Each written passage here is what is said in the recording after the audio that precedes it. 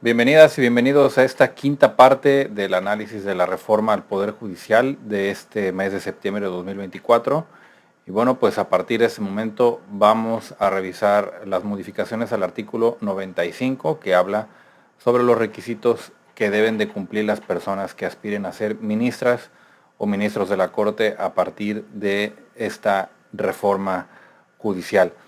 Como siempre, los invito a que revisen las siguientes partes. Las voy a publicar posteriormente a esta, obviamente, y las partes anteriores se las voy a dejar por aquí en una tarjeta para que consulten todos los videos relacionados con el análisis de esta reforma. Bueno, vamos directamente ya al artículo 95. ¿De qué habla este artículo 95 de la Constitución? Pues de los requisitos que deben de cumplir las personas para poder ser ministros, ministras de la Suprema Corte.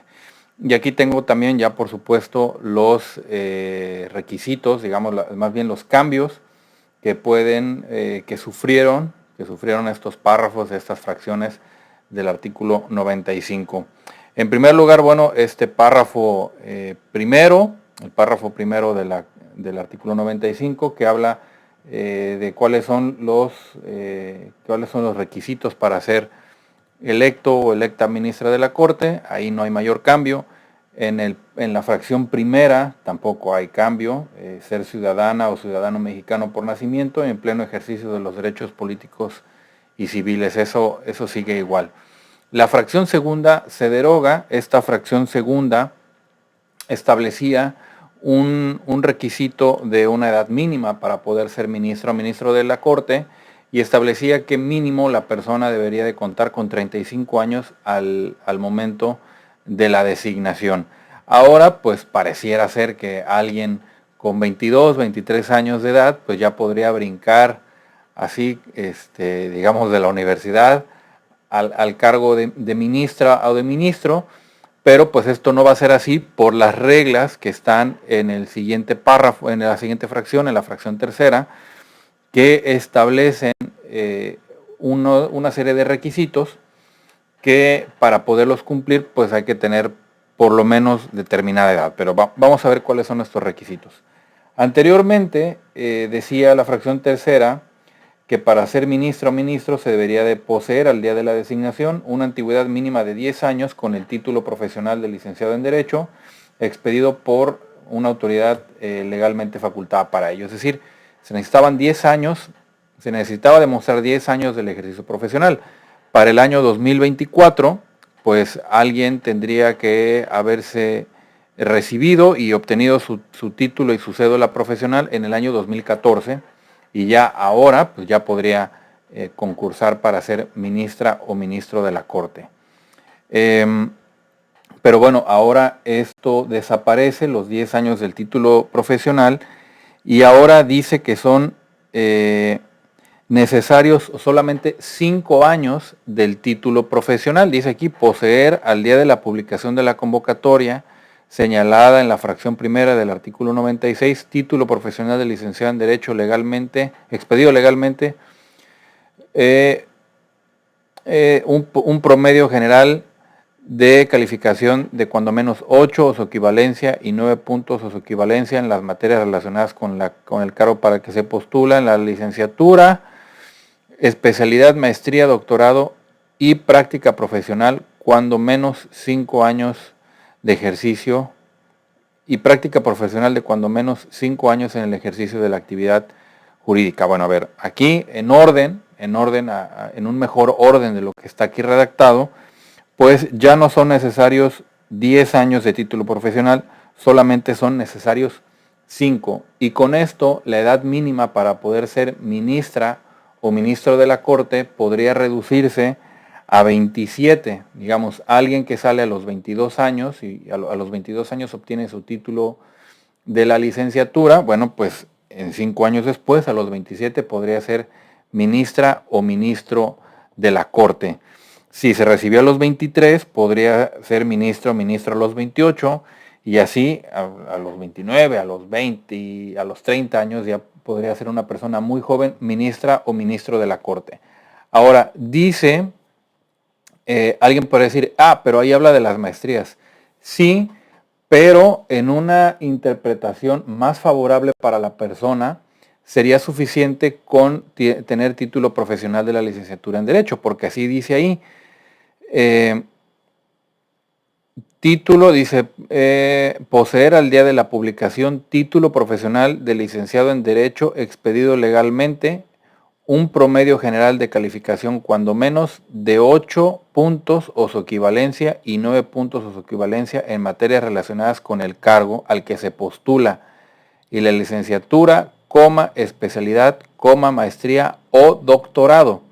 Es decir, la licenciatura es obligatoria, la especialidad, la maestría o el doctorado son optativos porque es o maestría o doctorado, licenciatura, especialidad, maestría o doctorado. Es decir, yo en la interpretación más favorable para los aspirantes a ministras o a ministros exigiría nada más el título profesional de la licenciatura en Derecho. Y estas calificaciones de 8 o 9 tendrían que ser calificaciones obtenidas en las materias relacionadas con el cargo al que se postula. Es decir, aquí, ¿cuáles son las materias relacionadas con el cargo al que se postula?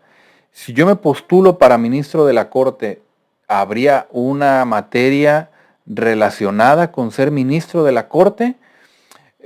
¿O a qué se refiere este artículo? Porque dice 8 puntos y 9 puntos o su equivalencia en materias relacionadas con el cargo. Es decir, materias relacionadas con el cargo no se refiere a promedio general obtenido en la licenciatura. Esta es una lectura que hay que hacer con mucha precisión porque, digamos, ¿cómo podría establecerse la diferencia entre las materias que tienen relación con el cargo y las materias que no tienen relación con el cargo? Porque este párrafo, esta fracción tercera, insisto, no habla de promedio general en la licenciatura o promedio general en la maestría, especialidad o el doctorado. Habla de 8 puntos o su equivalencia y 9 en materias relacionadas con el cargo. Entonces, aquí, bueno, pues va a generar, en caso de que esta reforma no se declare inconstitucional, pues va a generar un tema, la interpretación de esta fracción tercera, porque pues prácticamente cualquier persona que haya obtenido un 8 o un 9 en cualquier materia que esté relacionada con ser ministro o ministro, podría acceder a este cargo.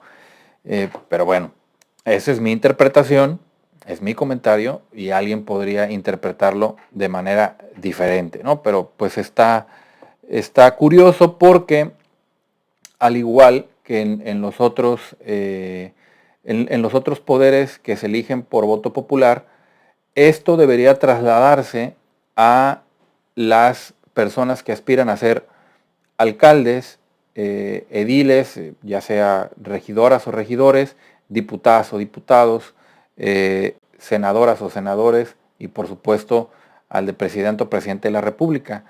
¿Por qué para ser juzgador sí se exige una calificación mínima y para los otros cargos de elección popular no se exige ni un título profesional ni una calificación mínima para ocupar el cargo? Ojo, además aquí esto es un requisito previo para poder inscribirse en la convocatoria. Dice aquí, poseer al día de la publicación de la convocatoria estas calificaciones en las materias. En el caso de las convocatorias para renovar ayuntamientos, en el caso de las convocatorias para renovar a los congresos o al presidente de la República, no hay un requisito de poseer título profesional de licenciado ni tener determinados puntos en algunas materias relacionadas con el cargo. Allá para ser diputada, diputado, senador, alcalde, alcaldesa, regidora, regidores o presidente de la República, puede entrar cualquier hijo de vecino, ¿sí? Pero para ser ministro de la Corte o para ser, lo vamos a ver después, juezas o jueces de distrito, magistradas o magistrados de los tribunales, juezas o jueces de primera instancia o magistradas o magistrados de los tribunales superiores, sí se va a exigir este cargo. Y a mí me parece que o estos requisitos desaparecen del Poder Judicial o se trasladan a los otros poderes públicos que también son electos por voto popular. Yo creo que esto va a generar, bueno, a mí ya me está generando algún ruido. Esto hay que ver cuáles son sus implicaciones a futuro. Ahora, ¿qué pasa con esto? Sabemos que hay muchas escuelas patito, ¿sí? Esa es una realidad. Hay muchas escuelas en las que, públicas y privadas, en las que las calificaciones arriba de 8 puntos, arriba de 9 puntos, se utilizan como una forma de mantener a los alumnos, o en su caso, a quienes pagan la colegiatura de esos alumnos, inscritos en esos programas educativos. Eso es algo muy cierto y me parece que aquí no se está considerando que las calificaciones son un indicador que no siempre refleja ni el verdadero desempeño académico de las personas y tampoco está vinculado con el desempeño profesional de las personas. Aquí hay 8 puntos o 9 en las materias, pero no se está hablando del desempeño profesional, que eso es algo que más adelante voy a retomar. Entonces, estos criterios se están poniendo ahí, se oyen muy bien, pero ya cuando lo llevas a la realidad dices tú, bueno, realmente qué tanto las calificaciones de una persona reflejan su capacidad como profesionista. Esto refleja su capacidad como estudiante y también puede ser reflejo del interés por las escuelas para mantener inscritos a los alumnos en los programas educativos, que si de pronto empiezan a tener menos calificaciones, lo sacan. Y esto lo digo porque hay instituciones en las que el promedio mínimo o la calificación mínima para acreditar materias es de 8. Y entonces hay personas a las que no les puedes poner ni 6 ni 7 en su calificación porque automáticamente los dan de baja de los programas educativos. Y entonces, ¿qué pasa? Pues que se les tiene que poner un 8, un 9 o un 10. Entonces, este párrafo, esta fracción tercera, me parece que está muy desvinculada de la realidad académica del país y deberían de pensar bien si este es un contenido que va a generar algún beneficio en el futuro en la integración de los órganos jurisdiccionales. Pero bueno, ahora, párrafo cuarto, no hay ninguna modificación en el párrafo cuarto. Este párrafo cuarto hablaba de gozar de buena reputación y no haber sido condenado por delito que amerite pena corporal. No hay ninguna modificación, este párrafo cuarto sigue igual. El párrafo que sí hay una modificación es el párrafo quinto. Dice, haber residido en el país durante 2 años anteriores al día de la publicación de la convocatoria señalada en la fracción primera del artículo 96. Ahora, ¿de qué habla esto? Pues ahora en lugar de 2 años antes de la designación, es 2 años antes de la publicación de la convocatoria. Esto es un cambio generado porque ahora pues va a haber una convocatoria a elecciones y no una designación por parte del Senado. Y después la fracción sexta, dice no haber sido secretario de Estado, fiscal general de la República, senador, diputado federal ni titular de Poder Ejecutivo de alguna entidad federativa durante el año previo a la publicación de la convocatoria. Antes era un año previo al día de su nombramiento. Aquí es muy importante porque una cosa es la fecha en la que se publica la convocatoria y otra cosa es la fecha en la que se emite el nombramiento de una persona o su constancia de mayoría o lo que sea que vaya a haber ahora con este tema de la elección de los integrantes del Poder Judicial de la Federación. Y por último, se deroga el segundo párrafo del artículo 95 y yo creo que no lo debieron de haber derogado.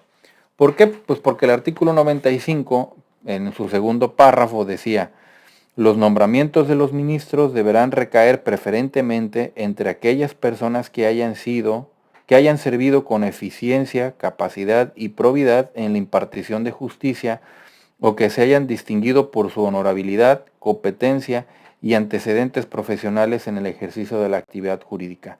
¿Qué significa esto? Pues que ahora ya no va a ser necesario demostrar ni haber servido en la impartición de justicia, es decir, no va a ser requisito previo haber sido juez. Cualquier persona de la calle que no haya hecho absolutamente nada nunca relacionado con la actividad jurisdiccional podrá ser ahora ministra o ministro de la Corte. Y tampoco será necesario que se analice su honorabilidad, su competencia o sus antecedentes profesionales en el ejercicio de la actividad jurídica. Esto ya no es un requisito constitucional.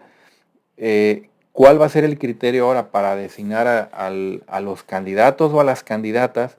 Pues lo que diga el comité evaluador, que es una autoridad de la cual vamos a hablar en el siguiente video, pero pues el comité evaluador aparentemente ya no va a analizar si la persona ha realizado o no ha realizado actividades jurisdiccionales, si perteneció o no perteneció a algún poder judicial de los estados o al poder judicial de la federación, y tampoco tendría que analizar sus antecedentes profesionales. Aquí pues parece ser que todo esto se está trasladando al al, al ente evaluador, al que va a hacer las propuestas al final, que es lo que vamos a analizar en el próximo video, y después del comité evaluador, pues al escrutinio popular.